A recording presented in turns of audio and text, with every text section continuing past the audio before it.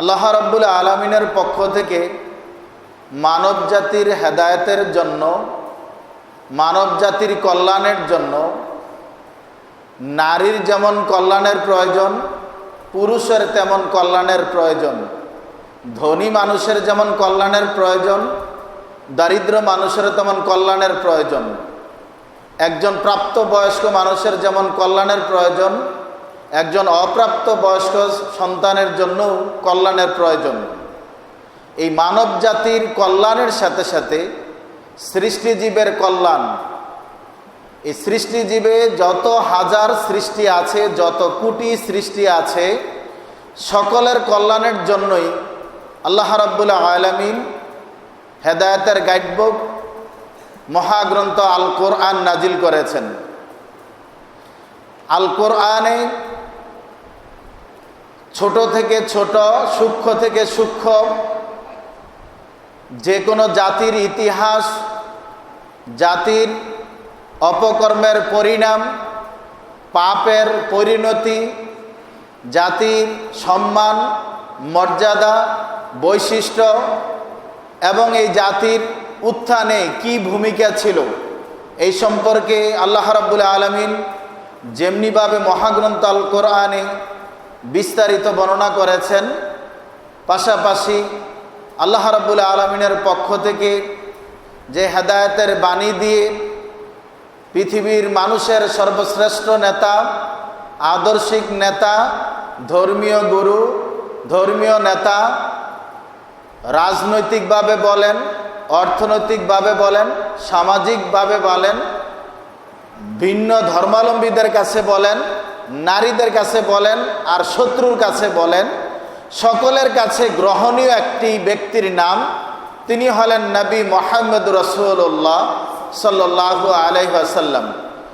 তিনিও এই ইসলামী শিক্ষার ব্যাপারে তথা কোরআন হাদিসের শিক্ষার ব্যাপারে, নৈতিকতার শিক্ষার ব্যাপারে, সামাজিক কল্যাণের জন্য, সামাজিক উন্নতির জন্য, যুব সমাজের উন্নতির জন্য, যাতে নৈতিক অবক্ষয় না হয়, সামাজিক শৃঙ্খলা ভেঙে না পড়ে, পারিবারিক সম্পর্ক নষ্ট না হয়, দাম্পত্য জীবনে কলহ সৃষ্টি না হয়, ধর্মীয় জীবনে বিশৃঙ্খলা সৃষ্টি না হয়, সব দিক ও বিভাগে আল্লাহ রাব্বুল আলামিন যেমন কোরআনে ফয়সালা দিয়েছেন, তেমনিভাবে নবী মুহাম্মদ সাল্লাল্লাহু আলাইহি ওয়াসাল্লাম এর পক্ষ থেকে অগণিত অসংখ্য সহিহ হাদিস দ্বারা প্রমাণিত তিনিও এই নৈতিক শিক্ষার ব্যাপারে, কোরআন সুন্নাহর শিক্ষার ব্যাপারে, উন্নতির ব্যাপারে দৃষ্টান্ত স্থাপন করেছেন, বর্ণনা করেছেন। একটি বিষয় আমাদের মনে রাখতে হবে, এক সময়ের মুসলিম জাতি ছিল সম্মানের, মর্যাদার, বৈশিষ্ট্যের অধিকারী।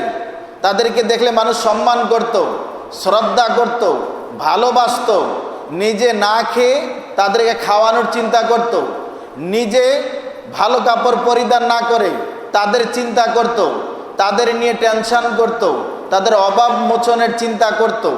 কিন্তু বর্তমান প্রেক্ষাপটে দেখা যায় মানুষ অন্যের চিন্তা না করে, সেই সময়ের মুসলিম আর বর্তমান সময়ের মুসলিম শুধু নিজেরটা নিয়ে আমরা চিন্তা করি, নিজের চিন্তা করি বিদায়ী আজকের প্রেক্ষাপট আর নবী মুহাম্মদ রাসূলুল্লাহ সাল্লাল্লাহু আলাইহি ওয়াসাল্লামের সময়ের অবস্থার মাঝে সোফার ডিফারেন্স। একটি বিষয় মনে রাখতে হবে, এই জাতির আজকে নির্যাতিত, অধপতনের অতল তলের যতগুলি কারণ আছে, আজকে খেয়াল করে দেখেন, ভারতের গুজরাটে মার খাচ্ছে কে? মুসলিম। কাশ্মীরে মার খাচ্ছে কে? মুসলিম। চীনের উইগরে মার খাচ্ছে মুসলিম। প্যালেস্টাইনে মার খাচ্ছে মুসলিম।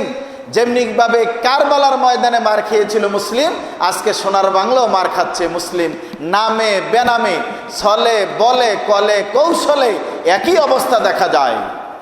বাংলাদেশের নারায়ণগঞ্জের আপনি বন্দর থানার কাছে সোনারগাঁয়ের দক্ষিণ পার্শ্বে দেখেন, আপনার একটা দেয়ালের এই প্রান্তে মসজিদ, এই প্রান্তে মন্দির। আমি সেখানে গিয়েছিলাম, আপনারা মিডিয়া দেখেছেন। তাইলে এখানেই হিন্দুরা উলুধ্বনি দেয়, পূজা করে, তাদের ঠাকুর দেবতার অর্চনা করে বা নিয়ম মানে, মুসলিম বাধা দিচ্ছে না। আবার এই পাশে মুসলিম আজান দিচ্ছে, মুসলিম তার নৈতিকতা, তার ধর্মের কাজ করছে, সাম্প্রদায়িক সম্প্রীতি বজায় আছে। কিন্তু আফসোস, কোনো জায়গায় এক শ্রেণী মানুষ সহ্য করতে পারে না। গোটা পৃথিবীর জমিন আল্লাহ রাব্বুল আলামিনের, গোটা পৃথিবীর জমিন নবী মুহাম্মদ রাসূলুল্লাহ সাল্লাল্লাহু আলাইহি সাল্লামের, অথচ একজন মুসলিম পর্বতের উপরে, পাহাড়ের উপরে দাঁড়িয়ে আজান দিলে তাকে আবার আইনের আওতায় আনতে হয়। তাহলে আমরা কোন সময়ের মুসলিম, আমরা কোন ধরনের মুসলিম, আমরা কেমন বৈশিষ্ট্যের অধিকারী মুসলিম? আল্লাহ রাব্বুল আলামিন ইবাদতের মধ্যে অন্যতম ইবাদত হলো আল্লাহর পথে জিহাদ করা, যুদ্ধ করা। এই জিহাদের আয়াত আল্লাহ আগে দেননি। আল্লাহ ইচ্ছা করলে জিহাদের আয়াত আগে দিলে পারতেন। তাকওয়া অবলম্বন হয় সবচেয়ে বেশি ইবাদতের মধ্যে সিয়াম। সিয়াম রাখলে তাকওয়া অবলম্বন হয়। আল্লাহ রাব্বুল আলামিন ঘোষণা করেছেন, ইয়া আইয়ুহাল্লাযীনা আমানু কুতিবা আলাইকুমুস সিয়াম কামা কুতিবা আলাল্লাযীনা মিন ক্বাবলিকুম লাআল্লাকুম তাত্তাকুন। এই শেষের শব্দটা, যে এই সিয়াম দিয়েছি তাকওয়া অর্জন করার জন্য। তা আল্লাহ তো প্রথম আয়াত সিয়ামের দিলেন না। মানুষের বাহ্যিক আনন্দ, মানসিক প্রশান্তি তৈরি হয় যখন মানুষ হজে যায়, কিন্তু আল্লাহ হজের আয়াত দিলেন না। মানুষের, মুসলিমদের কাছে তথা পুরুষদের কাছে মণিমুক্তা, দামি সম্পদ হলো নেককার নারী। আপনি যখন স্বর্ণ অলংকার, জমির দলিল অথবা ব্যাংকের কাগজপত্র লকারে রাখেন, খুব সেফটি গ্রহণ করেন কাগজপত্রের জন্য, এরকম একটা সম্পদ নারী জাতি মণিমুক্তা, তাদেরকে আপনি বেপর্দা বের করে দেন না। আল্লাহ ইচ্ছা করলে পর্দার আয়াত আগে দিলে পারতেন, তা দেননি। জিহাদের আয়াত দিলেন না। হাশরের ময়দানে একজন মানুষ জান্নাতে যাবে না জাহান্নামে যাবে, সর্বপ্রথম হিসাব হবে সলাতের, সেই সলাতের আয়াত দেননি। ইবাদতের মধ্যে সবচেয়ে মনে রাখবেন, সিয়াম প্রতি বছরে একবার, জাকাত প্রতি বছরে একবার, হজ জীবনে একবার, অন্যান্য ইবাদত আংশিক, মাসিক, পাক্ষিক, বাৎসরিক, জীবনভেদে। কিন্তু সলাৎ এমন একটা ইবাদত, এটা দৈনিক 5 ওয়াক্তভাবে পড়তে হবে। এটা এমন একটা ইবাদত, প্রাপ্তবয়স্ক হয়ে যাওয়ার পর থেকে দাঁড়িয়ে পড়তে হবে, দাঁড়িয়ে না পড়লে বসে পড়বে, বসে না পড়লে শুয়ে পড়বে, সারাসারি নেই। এমন কি আপনার ধনী ছিলেন, জাকাত দিয়েছেন, গরিব হয়ে গেছেন, জাকাত বন্ধ, এটাই শরীয়ত। কিন্তু সলাত এমন একটা ইবাদত, আপনি পারলেন না, স্ত্রীকে বললেন হবে না, আপনি পারলেন না, নেতাকে বললেন হবে না।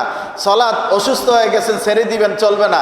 60 বছরের উপরে বয়স হয়ে গেছে, চলবে না। আপনি মন্ত্রী হয়ে গেছেন, সলাত আদায় চলবে না, এমনটা নয়। বরং এটা প্রতিনিয়তই 5 ওয়াক্ত পড়তে হবে। কতক্ষণ? জীবন আছে যতক্ষণ, হুশ আছে যতক্ষণ। আল্লাহু আকবার। তা আল্লাহ রাব্বুল আলামিন এই সলাতের আয়াত দিলেন না। আল্লাহ রাব্বুল আলামিন এই জাতির কল্যাণের প্রথম আয়াত দিলেন, ইকরা বিসমি রাব্বিকাল্লাযী খালাক। আল্লাহু আকবার। মহাগ্রন্থ আল কোরআনের সূরা আলাকের প্রথম 5টি আয়াত দিয়ে আল্লাহ রাব্বুল আলামিন জিবরাইল আলাইহিস সালামকে রাসূল সাল্লাল্লাহু আলাইহি সাল্লামের কাছে পাঠালেন। এই ইসলামী শিক্ষার গুরুত্ব, তাৎপর্য, তার বৈশিষ্ট্য, তার মান, তার শান, তার চতুর্দিকের চিন্তাধারা, কিয়ামত পর্যন্ত মানুষ কল্যাণে কিভাবে থাকবে, জাতি কিভাবে আপগ্রেড হবে, জাতি তার বৈশিষ্ট্য, তার মর্যাদা নিয়ে কিভাবে মর্যাদার আসনে আসীন হবে। আল্লাহ রাব্বুল আলামিনের প্রথম দাবি ছিল, ইকরা বিসমি রাব্বিকাল্লাযী খালাক, পড়ো তোমার রবের নামে যিনি তোমাকে সৃষ্টি করেছেন। সেই রবের নামের পড়ার কথা বলেছেন। আল্লাহু আকবার।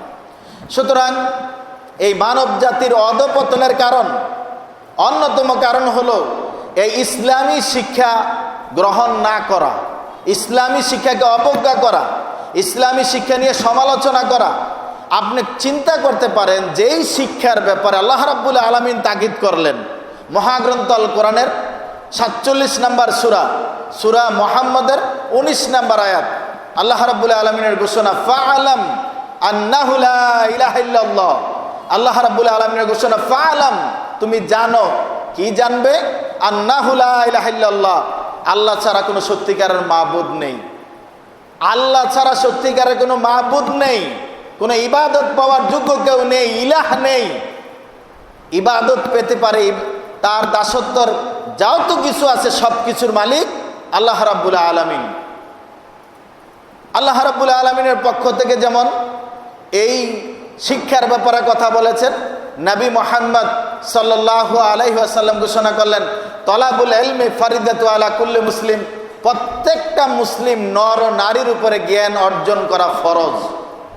আপনি কি চিন্তা করতে পারেন, যেই শিক্ষার কথা আল্লাহ বললেন, যেই শিক্ষার কথা নবী বললেন, যেই শিক্ষা গ্রহণ করার কথা নবী নির্দেশ দিলেন, যেই শিক্ষা করার কথা আল্লাহ ফরজ করলেন, যেই শিক্ষা গ্রহণ করার কথা নবী ফরজ করলেন, সেই শিক্ষা মানুষ সমালোচনা করবে, মানুষ নাক ছিটকাবে, সেই শিক্ষা নিয়ে মানুষ ধিক্কার দিবে, মানুষ ন্যাক্কারজনক কথা বলবে, মানুষ নিরুৎসাহিত করবে, মানুষ অবহেলিত হবে, মানুষ নির্যাতিত হবে, মানুষ হেয় প্রতিপন্ন হবে, মানুষ কটাক্ষ করবে, এমন আস্পর্ধা দেখাবে কি করে? প্রশ্নে ওঠে না, ইম্পসিবল। কিন্তু এর প্রকৃত কারণ হলো আজকের তথাকথিত মুসলিম জাতি।